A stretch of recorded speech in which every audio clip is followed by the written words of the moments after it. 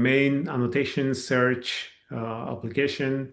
It gives you, by default, it gives you all the cells in a one long paginated list.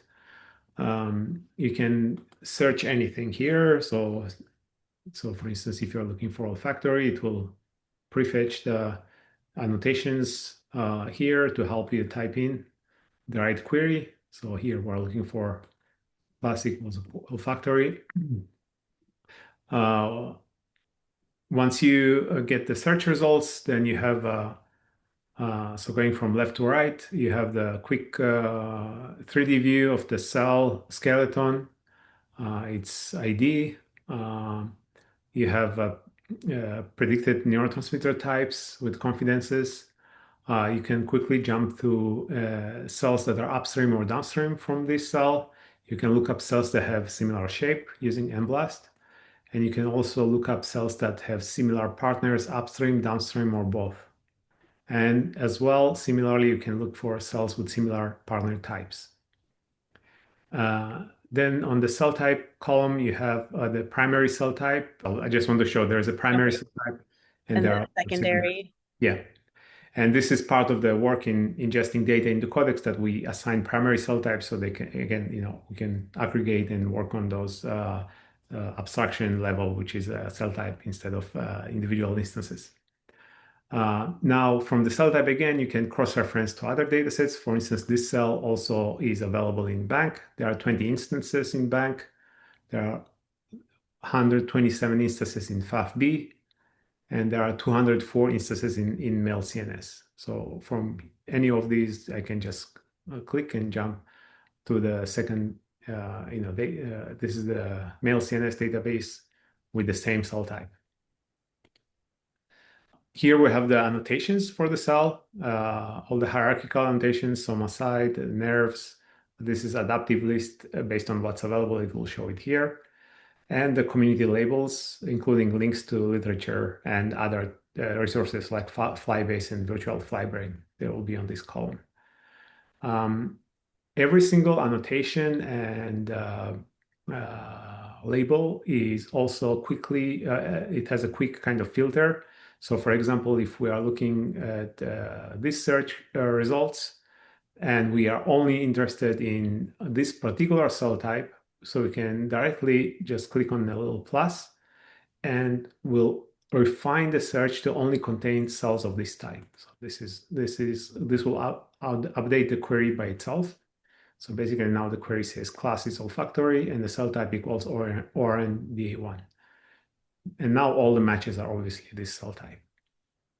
But if we go back, similarly, I can exclude any label or annotation just by clicking this minus button, right button.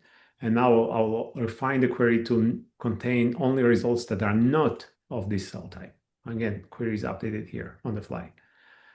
Similarly, there is a link to get some additional information on the cell type. And if you click on this link, you get this cell type, where the annotation is coming from. So this is the paper with a link. And also you get how many cells instances are of this type in all the datasets, other datasets, and some other statistics here. You can also get additional information generated by AI. Well, that means literally any query that you put in there, you could ask AI to tell you more about it. Right. Or any cell type, and there's dedicated. We'll get to it. Dedicated like an AI interface where you can ask anything. God, that's amazing. Also, there is we have so every search has a context, and now this context is all the search cells matching this search query. Within the context, which has now 2,000 hits, we can go from a list, which is just this list of cells, to getting some high-level statistics about the same 2,000 or so cells. Here you see things like some measurements, top primary cell types in this search results, but you can also see top inputs to this set of cells, top outputs, and other breakdown based on other annotations and so on. And all these are also are quick links. So for instance, I can filter down this stats page just by clicking on acetylcholine, and it will now refine the query to also contain this additional part.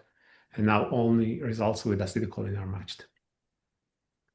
Other things that can be done in the context of search is taxonomy, is basically seeing how the split is of the search results.